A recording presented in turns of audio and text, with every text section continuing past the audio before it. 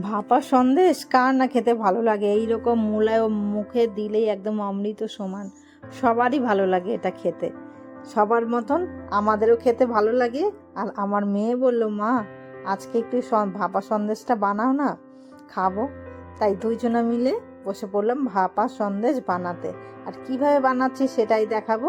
নমস্কার, শুভ সকাল। কুকইত কাকুলির পক্ষ থেকে অনেক ভালোবাসা। আর এর জন্য আমি দুধ নিলাম 1 কিলো দুধ। এইখানে আমি 1 কিলো দুধ নিলাম, আর দুধটা আমি একটুখানি জাল দিয়ে নিচ্ছি। এবার জাল দিয়ে নিলে একটুখানি ফুটে উঠলে, তারপরে দেখুন ফুটে উঠেছে, একটুখানি ফুটে উঠলে এর মধ্যে দিয়ে দেবো আমি টক দই। এর মধ্যে ভিনিগার দিলেও হয়, আবার পাতিলেবু দিলেও হয়, কিন্তু আমার কাছে অনেকটা টক দই রয়েছে, তাই এই টক দই দিয়েই আমি ছানাটা কাটাচ্ছি। এটা কিন্তু ভিনিগার দিয়েও কাটানো যায়, তাতেও খুব সুন্দর হয়, আবার লেবু দিয়েও কাটালে তো আরও বেশি ভালো হয়, পাতি লেবু। যাই হোক, এইবার এটা দেওয়ার পরে আমি গ্যাসের ফ্লেমটা কিন্তু অবশ্যই এখন একদম লো রেখেছি। 1 থেকে 2 মিনিট পরেই কিন্তু দেখব পুরো একদম ছানাটা কেটে গেছে।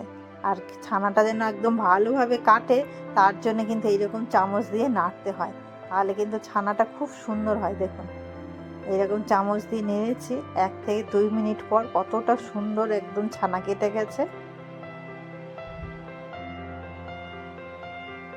যাই হোক, এইবার ছানাটা আমি গ্যাসটা কিন্তু বন্ধ করে দিয়েছি। এইবার এটা কিন্তু আমি জল ঝরিয়ে নেব। দেখুন ছানার জলটা ঝরিয়ে নিলাম। এইরকম একটা ছাঁকনি নিলাম আমি বড়।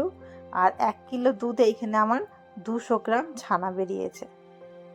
এবার ছানাটা একটু ভালো করে আমি জল দিয়ে ধুয়ে নিয়েছিলাম, যেন একটু টক ভাব না থাকে। আর আমি জলটা খুব ভালো করে ঝরিয়ে নিয়েছিলাম।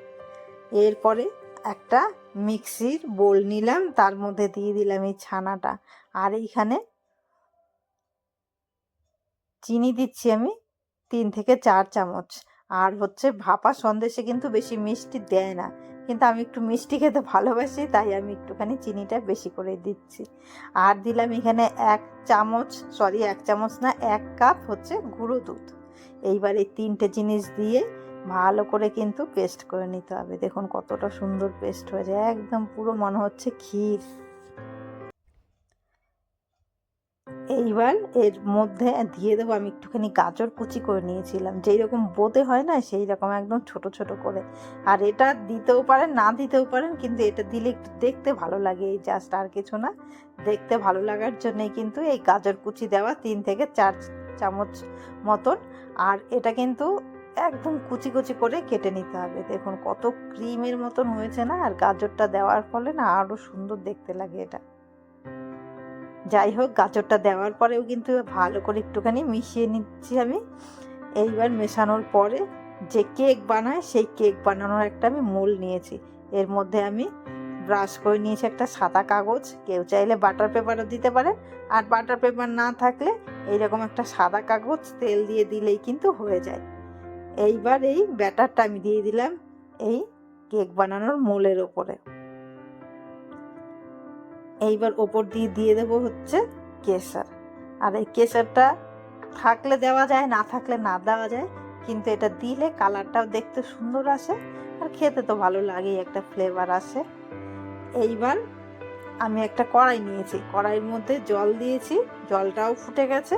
আর একটা স্ট্যান্ড নিয়েছি, এইবার স্ট্যান্ডের ওপরে দিয়ে দিলাম এই মোলটা। এইবার এটা ঢেকে দেবো, আর গ্যাসের ফ্লেমটা মিডিয়াম রেখে ভাপা হতে দেবো 15 মিনিট মতন।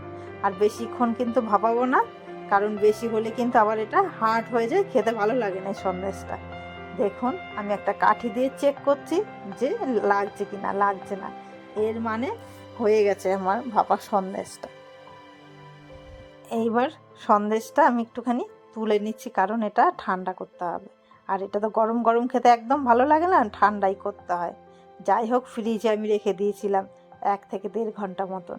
এইবার যেই পাশের যেই কাগজগুলো বাটিটার, সেই কাগজগুলো আমি তুলে নিচ্ছি।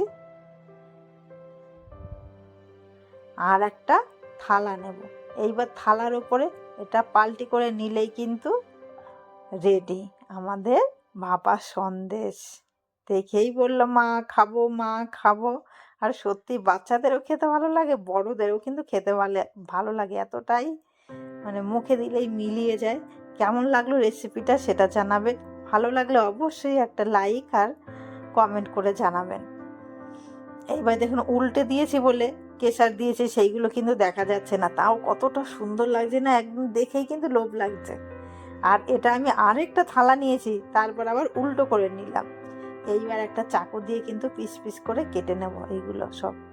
দেখেছেন কতটা একদম মুলায়ম, চাকু দিয়ে কাটাটা মানে বুঝতে পারছেন যে কতটা সুন্দর নরম হয়েছে এই সন্দেশটা। এইবার এই সন্দেশগুলো পিস পিস করে কিন্তু কেটে নিতে হবে, চৌকো চৌকো করে কেটে নিতে হবে। চৌকো চৌকো কিংবা আরেকটু ছোট ছোট পিস করলেও হয়, এগুলো দেখতে ভালো লাগে। এইবার এই পিসগুলো আমি একটা থালার মধ্যে সাজিয়ে নিচ্ছি।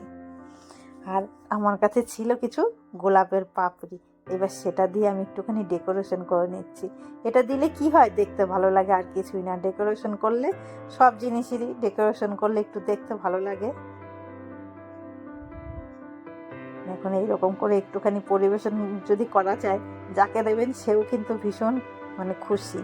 যাই হোক, রেসিপিটা কেমন লাগলো সেটা জানাবেন, ভালো লাগলে অবশ্যই একটা লাইক করবেন।